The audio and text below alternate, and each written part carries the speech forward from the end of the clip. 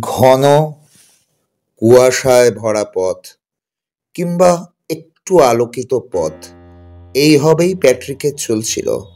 হঠাৎ আজ প্যাট্রিক আস্তে আস্তে আবার আলোকিত হচ্ছে, কিন্তু এই আলোকিত পথে প্যাট্রিক কি বেশি দিন চলতে পারবে? সে নিজেই নিজেকে প্রশ্ন করে। আসলে সে দ্বিধাগ্রস্ত, সে হতাশায় ভুগছে, সে ধীরে ধীরে তার স্মৃতিশক্তি হারাচ্ছে। কিন্তু স্মৃতিশক্তি হারিয়েও সে কুয়াশায় ভরা পথে কিন্তু যাত্রা থামায়নি।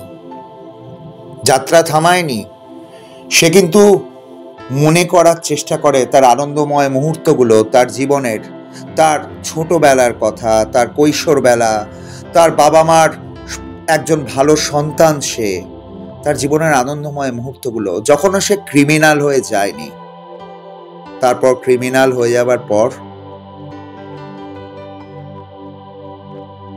আজ আবার প্যাট্রিক ভালো পথে যেতে চাইছে। সে ভুলে যেতে চাইছে তার ক্রিমিনালের অতীত, তার ক্রিমিনাল জীবন। এই ব্যাপারে তাকে সাহায্য করার জন্য এগিয়ে আছে একজনই, তার মেম সাহেব, উজ্জয়িনী মেম সাহেব। এবার হয়তো প্যাট্রিক পারবে।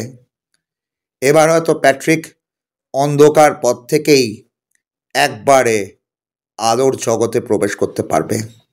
আমরাও প্যাট্রিকের সাথেই আশা করছি।